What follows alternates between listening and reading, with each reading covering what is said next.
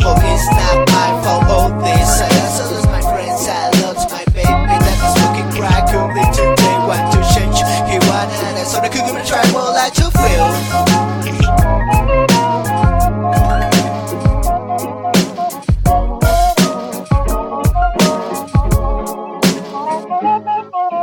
I'd kill the real, take your life in a second. The devil drinks coffee in my kitchen, I mentioned eating every song, I just wanted to go away. You decide to stay in the well. I want to be forgiven, I don't like this kid for money.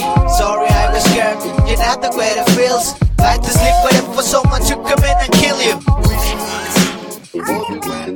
The final thing is that now I'm not afraid of anything. Go they gonna kill anyone that feels so powerful. They chip out you every your skin up, everything is confusing. You will be good, but you will be more. You will be good, but you will be more. You will be good, but you will be more. Alone every day, it is a praise of pleasure.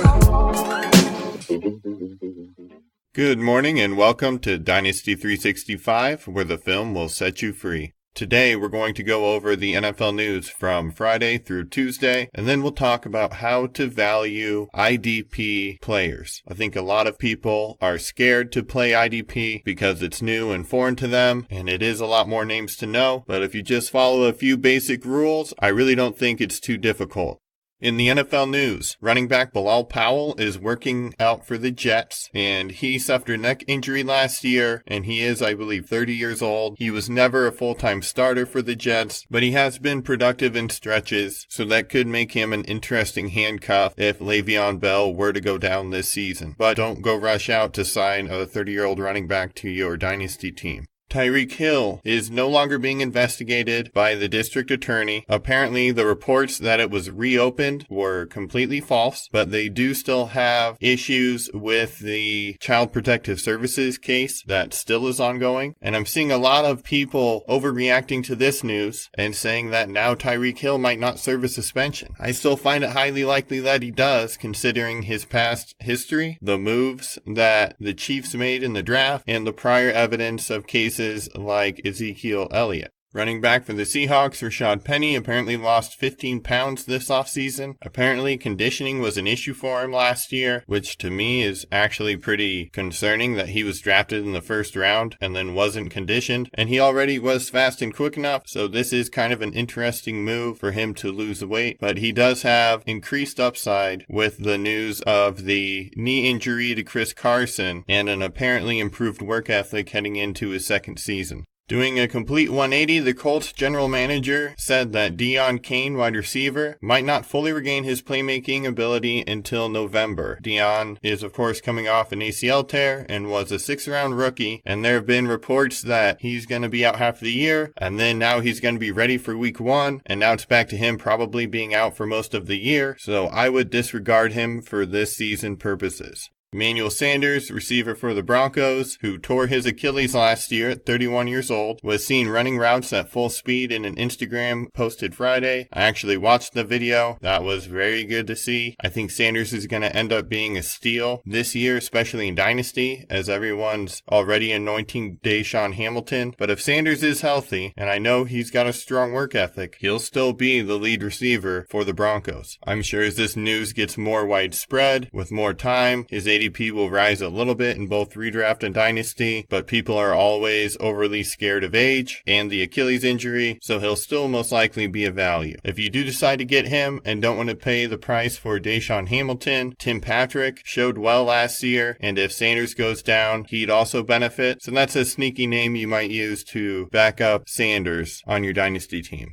The Texans fired their general manager in just his first season. Making it even more odd is that he was brought in at the request of Bill O'Brien, and all reports seem to point to O'Brien being the reason for his firing. They got Kahale Warring in the 3rd round, so the rest of the draft class must suck, or he's bad at negotiating with Jadeveon Clowney. I don't know. But I do know when you fire a GM this quickly, there's usually a power struggle between him and the head coach. The New York Jets hired Joe Douglas as their GM. He was the former VP of player personnel for the Eagles, and they likely made that decision quickly after the firing of the Texans GM to avoid competition. Corner Byron Jones expects to be ready for training camp. He had hip surgery and missed OTAs, but they do think he'll avoid the PUP list to start training camp, which is huge for the Cowboys defense, as the position switch from safety to corner made him look like a completely different football player. Tight end for the Chiefs, Travis Kelce, is going to sit out minicamp with an ankle injury. He had surgery 3 months ago, so it's not very surprising. Everyone is expecting him to be back for week 1, and I do as well, but you know how I feel about injuries below the shin. Always monitor them closely and look at that player's movement skills when he is back on the field.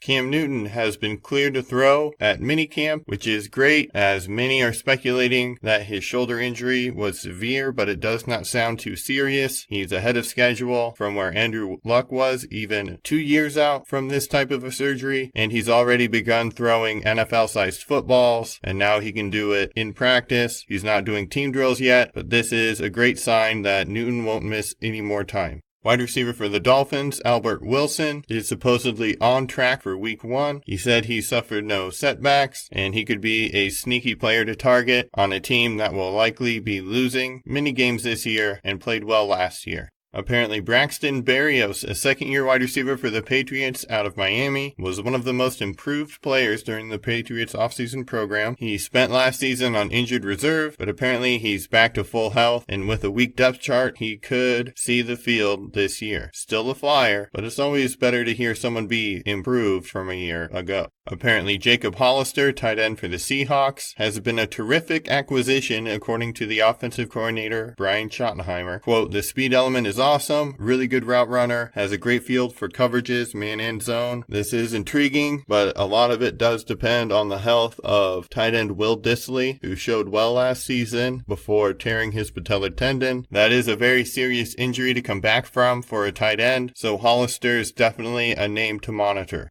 The Vikings assistant head coach, Gary Kubiak, said that Garrett Bradbury will start at center. As I've said many times, the best way to improve your run game by replacing one O-line position is at center. He was the 18th overall pick, and for Gary Kubiak to say that already, he must be looking very good at center. If you're a Vikings fan, this is necessary based on how bad they were a season ago. The Ravens quarterbacks coach praised Lamar Jackson's development as a thrower this offseason. They certainly haven't been eliminated, but there are much fewer "where did that come from" throws this year during practice. It looks better in many ways. The ball comes out cleaner. The timing looks better. So that is good. He's taking positive development steps. He still probably won't be the best pure pocket passer of all time next year, but with his running ability and pretty smart decision-making skills, I do think their offense is going to look slightly more prototypical than last year's quarterback run-heavy approach. They still will. That's his strength. But it's good to hear that he is improving his mechanics.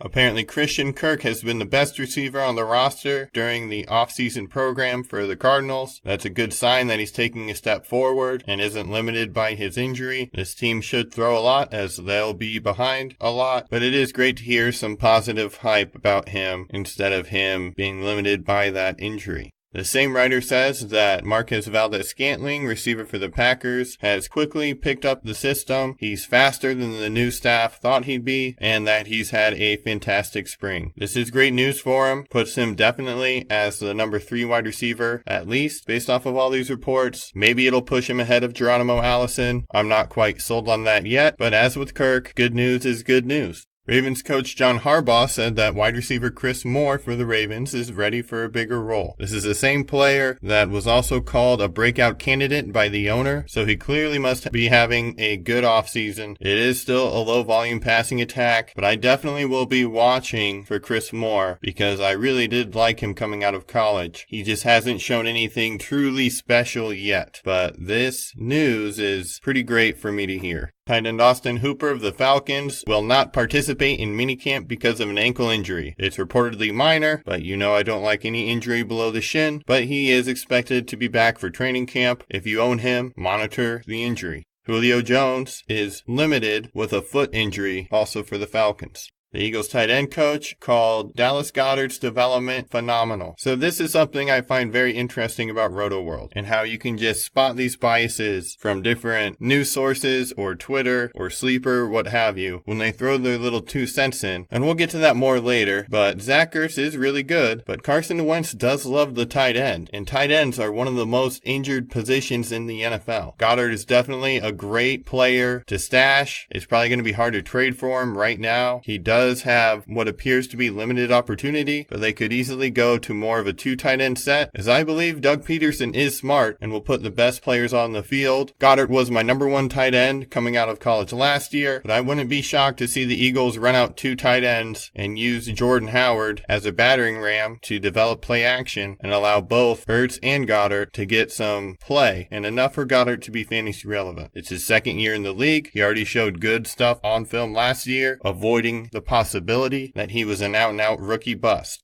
In IDP D-line news, Yannick Ngakoue, defensive end and pass rushing specialist for the Jaguars, is holding out of minicamp. He wants a better contract. The fact that they drafted Josh Allen makes it unknown if the Jaguars are going to agree that a situational pass rusher is going to be worth it. He is a good pass rusher, but he's a liability in the run game, so he would be a player to avoid if you're thinking about picking him up. But if you have the depth to hold him, you might as well wait until it's resolved, or he finds himself on a new team. Robbie Gould, the kicker for the 49ers, has not signed his franchise tag yet, and he will not attend minicamp. I've never seen a 37-year-old kicker hold out before, but he is a really good kicker, so we'll see what happens with that scenario. Not huge fantasy news for Dynasty, but he is a good enough kicker that it warrants mention. Edge rusher and linebacker Jadeveon Clowney for the Texans will not attend mandatory minicamp either. He wants a multi-year deal. This could be the reason for the GM's firing if he somehow soured them with Clowney. And he's also saying that he'll hold out training camp as well. Seahawks receiver Jerron Brown reported to minicamp weighing 220 pounds. I wasn't buying any of the Jerron Brown hype before, but if he's actually changed his body that much, it's worth looking into, as he's reportedly looked dynamic and unbelievable during OTAs, and he has been playing with the first string. So that is a situation to monitor to see whether he, DK Metcalf, or David Moore is looking best physically and as a receiver once training camp starts and the preseason opens.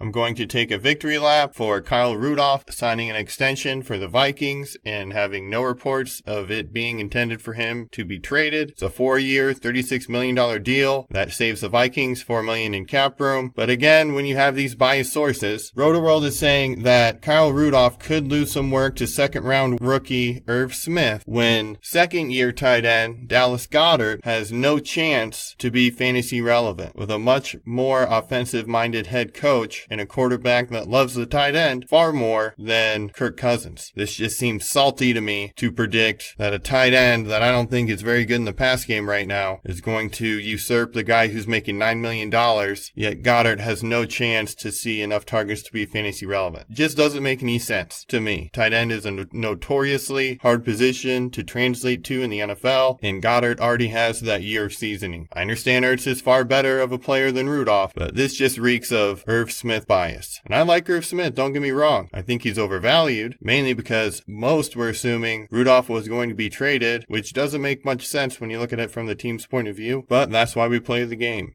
So now the running backs coach for the Eagles says that they're going to continue to use a committee approach, which is the same thing that the offensive coordinator said, and I don't know why this surprises anyone at all. The breakout defensive tackle for the Chiefs last year, Chris Jones, is going to skip minicamp, but the Chiefs are saying they're not going to talk his contract with him until he shows up. So that's an interesting situation to monitor for your IDP leagues as well. The receiver that kept me up at night, Darius Slayton for the New York Giants, worked with the first-team offense on the first day of minicamp. Apparently, he did not look that amazing in rookie minicamp, but he's looking a lot better now. I haven't heard any reports of horrible drops, and that was his biggest issue in college. So if he can improve those hands, he could be a very sneaky play this year, as they've only got Sterling Shepard and Golden Tate solidified as probable starters at receiver. AJ Green, coming off a toe injury, will participate in individual drills during minicamp. He won't be in team drills yet, but it is a step forward in his recovery. You know how much I dislike injuries below the shin, and especially the big toe. So definitely check to look how he's moving during the preseason, but I do believe enough time has passed where that toe injury could be behind him. Really hard to tell. It's just always something you need to watch closely. Robert Foster, receiver for the Bills, is not participating in minicamp because of a foot injury. It did not sound to be long-term or worrying, but the coach did say it's still early in the process. Again, follow this news, but it doesn't sound too scary right off the bat.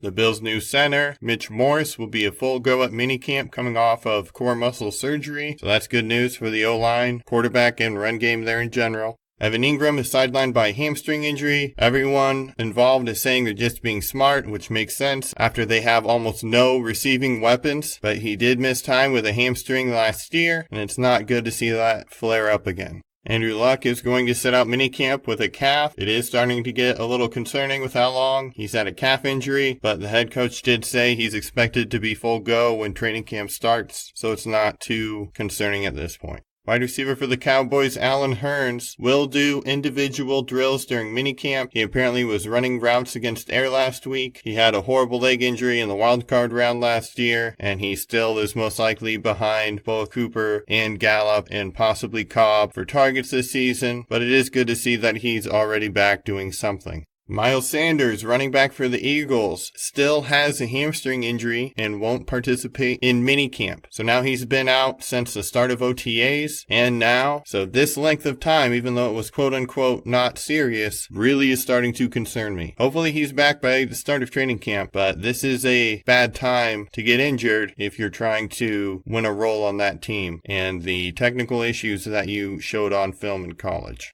The Saints signed defensive end Cameron Jordan to a 3-year, $52.5 million extension through the year 2023. That'll lock him up until he's 34, and it pays him as the 4th highest defensive end in the league, which he's probably worth, and he's a sneaky IDP target while everyone else is chasing youth. Tony Jefferson, the strong safety for the Ravens, looks like he will be ready for training camp as he's going to participate in minicamp. He's coming off of an ankle surgery, so this is a good step for him. Cameron Meredith for the Saints isn't participating in Saints minicamp. He, of course, has a lot of knee injuries, and as I said before, his career reminds me of Malcolm Mitchell almost to a T, and I honestly think he's not going to be back in the NFL anytime soon, if at all, with 2 years removed from one ACL tear, and he can't get healthy. That makes it look good for Emmanuel Butler to at least stick on the team. The new left tackle for the Bengals, Jonah Williams, who was a first-round draft pick, I think. I'm not sure on that, but I know he's out of Alabama. I am pretty sure he was a first-round pick, but they don't know what it is. He's going to see the doctors, but since he's supposed to be their starting left tackle from day one, this would be a pretty big hit to Joe Mixon's stock if this does become something serious. So you do need to watch for that information if you own Joe Mixon. Both tight ends for the Titans, Delaney Walker and Jonnu Smith, aren't going to participate in minicamp. They're most likely just being cautious, although Delaney Walker's injury is far more worrying, but reports are that they should be ready for week 1. Quarterback for the Niners, Jimmy Garoppolo, remains on track for training camp. Apparently, second-round rookie receiver J.J. Arcega-Whiteside continues to impress in the red zone. This is no surprise, as that was his standalone elite trait on film. And it did worry me that he's only 6'2", but he is thick. This might mean he gets some touchdown upside, even as a rookie, if he can continue to dominate the red zone this way. But that is a pretty crowded receiving room for targets as it stands. Eric Ebron, tight end for the Colts, is running routes at full speed in minicamp. That sounds like he should be ready for the season and training camp. So this puts a little bit of water on the Mo Alley Cox hype train. But there's always the Jack Doyle injury to monitor, as last year they did show they will use multiple tight ends if they're capable in Indianapolis. Apparently, Damian Harris has had a strong spring, while Sony Michel has been sidelined with an unknown injury issue. That's not enough information for me to raise Damian Harris's price at all, as I still have the same concerns with him on film as when he was in college. But their offensive line is pretty ridiculous, so if Sony Michel is down, Damian Harris now becomes the run-up-the-gut running back for what is always a high-scoring offense. Todd Gurley calls his knee issues small. If you love Darrell Henderson, you probably think he's lying. If you dislike Darrell Henderson in a lot of ways like I do, this is probably good news, but to me this is just expected. He's simply resting during the offseason after suffering an injury last year. I just think this was so present in the media that this is getting blown out of proportion. Apparently Dawson Knox has developed good rapport with Josh Allen, and it seems like Allen is looking for him. It's always hard for me to trust any reporter about these things, but I did like Dawson Knox. He does have some athleticism, and Croft breaking his foot opens the door between him and Jason Kroom, so his value is still on the rise, but I definitely wouldn't go too crazy in your valuations of him. In great news for me, the Raiders will be the featured team on this summer season of Hard Knocks, so I get to see their season collapse with a front row seat, and that'll be awesome. I'm really just kidding. They did add a lot of better players. Their defense will be improved, but I cannot stand listening to John Gruden talk on TV, so maybe he's better as a coach. Regardless, I can still sit there and clap at the injuries. Just kidding. In slightly worrying news for Melvin Gordon, their tackle Russell Okung missed Tuesday practice with an injury, but no one knows how long it's going to be yet. If he's gone, that's going to be a pretty big blow to an already not great offensive line. But regardless, their head coach is going to run the fuck out of the ball, so it really doesn't hurt Melvin Gordon too much. It just might make him less efficient. The head coach said that the addition of wide receiver Paris Campbell would probably affect Nyheim Hines. This should not be surprising, as Paris Campbell is probably a much more talented player in general than Hines, and I do think Marlon Mack is going to start improving in the passing game soon. Hard to tell though. Indy's offense is now got a sneaky amount of good pass-catching weapons compared to the beginning of last year, and Hines is entering his second season as opposed to Paris, who's a rookie. So this wouldn't worry me too much about Nyheim Hines, although I do think he's more athlete than talent.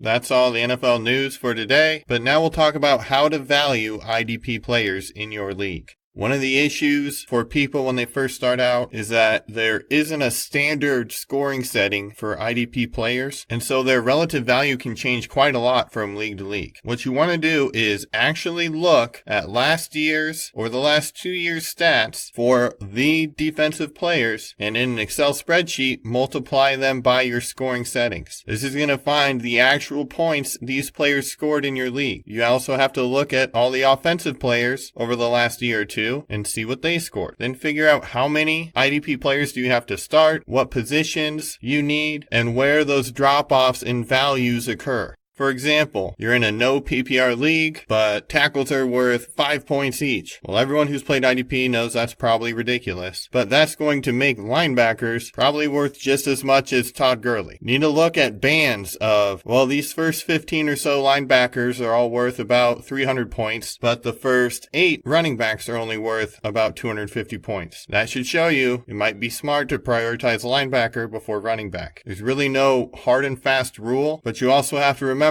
that situation is huge in IDP. Some would argue it's more impactful than on offense, and for the most part I'd agree with that, but I still think situation is super undervalued on offense. But as long as you can get some of those players before the next breakpoint, before the next tier, you should be okay. Even if you don't know the names, you're unsure, the best way to approach it is to actually know where those IDP players are valued in relation to offensive players based on total scoring at the end of the year within your specific league. If you don't know that, you're just guessing. I also know most people don't want to waste their startup draft pick on an IDP player that they might be less comfortable with than the offensive player they've been following for a couple years. So how do you find those underrated IDP players? Well, they change every year. It's a pretty volatile position, but these are the 4 questions I used myself to find them. Number 1 is, do they get snaps? The snaps are the opportunity. You want to find a bad defense and a player that doesn't have much competition on that defense for tackles. Let's equate it to a wide receiver. If your wide receiver is on a high-scoring, well-functioning offense that gets more offensive snaps per game, that's good for that receiver. The same is true on defense, but you're looking for the bad defense because they're going to have the most offensive plays run against them. They're going to get more opportunities for tackles. Even if they're not as good as this other player on an elite defense, that elite defense might shut teams down early and play less defensive snaps. The number 2 question is, can they run? At every position, defensive line, linebacker, corner, safety, they need to be able to run. They need to be able to get to the ball with their feet faster than their teammates. But this is only part of it. The third question is, can they find the ball before their teammates do? This can mean 2 things. For example, you've got a strong safety next to a very weak linebacker core. That safety is probably going to get more tackles than the same strong safety next to an all-pro linebacking core. They're now competing on the same level with better players for the same number of opportunities. Derwin James was a perfect example of this last season. The Chargers really don't have very good linebackers. Derwin James is a great player, but his numbers were so large because he did not have competition for the blitzing role and the coverage role and diagnosing the random plays that happen that catch everyone off guard. If you put Derwin James on the Bears, well, they've got a lot more linebackers at that level with many more overlapping skill sets. If the coach doesn't have a linebacker who can blitz and beat an offensive guard, he's not going to send him, he's going to send Derwin James. The second part of this question is being able to diagnose the offensive play. Now, I don't know another way to do this outside of watching the film, but some players have seen more plays and understand them and actually look at their offensive reads and just find a way to find the ball before their teammates. Joe Schobert is a good example of this. He's not very athletic, he's not very strong, but he figures out where the ball is going before the other linebackers in his group. The fourth question is, can they make the tackle? It doesn't do you any good if they run right past the ball, if they don't break down, if they can't wrap up. It's like a receiver dropping a pass. They had finally that perfect opportunity to get a point for your team, but they didn't have the technical skill to complete it. The same as a running back not being able to find the open hole. Well, sure, they got that carry, but they didn't do what they're paid to do with it. Or a quarterback starting for a bad team. Well, it's great that he's starting. He's got the snaps, he's got the opportunity, but if he can't throw, he's going to be leaving points on the field. The single best way, if a player meets most or all of those 4 questions, to find these guys is early in the season, watch the film. We talked about how these are a volatile group of players. They can rise or fall very widely year to year based on situation and who's around them and defensive scheme, even their offensive strength. As a bad team is going to get more offensive plays run against them. So if you can early in the year find these situations that develop where one D lineman, one corner, or one linebacker is getting more play than expected, those are the guys you're trying to find.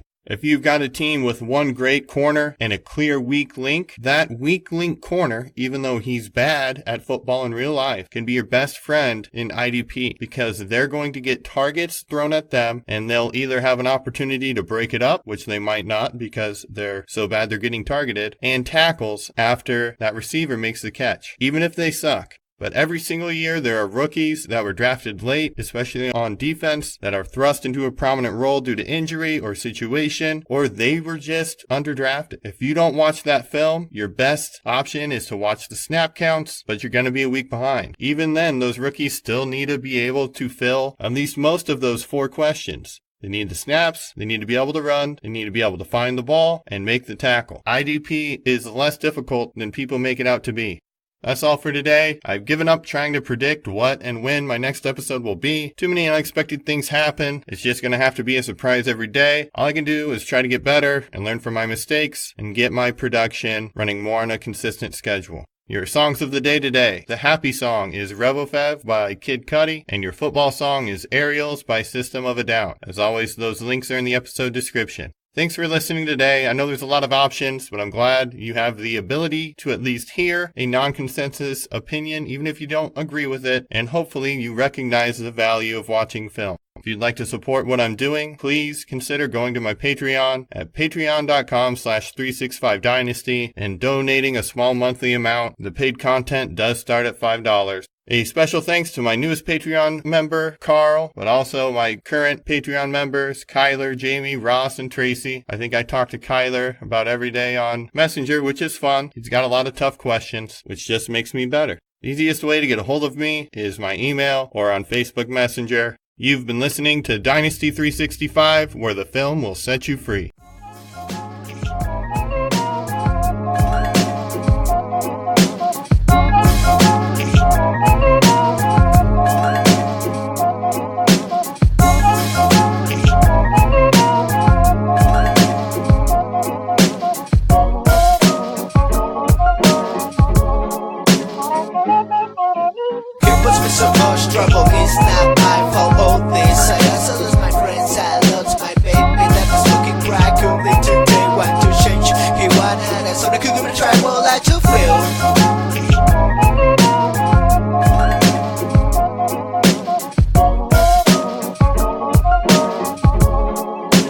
I'd kill the real, take your life in a second. The devil drinks coffee in my kitchen, I mentioned it in every song. I just wanted to go away. You decide to stay in the well. I want to be forgiven, I don't like this kid for money. Sorry I was scared, you're not the way it feels. Like to sleep waiting for someone to come in and kill you. The final thing is that now we're not friends of anything. Go they gonna kill anyone that feels so powerful. They check by you and you skin up, everything is confusing. You will be good, but you will be more. You will be good, but you will be more. You will be good, but you will be more. Alone every day, it is a praise of pleasure.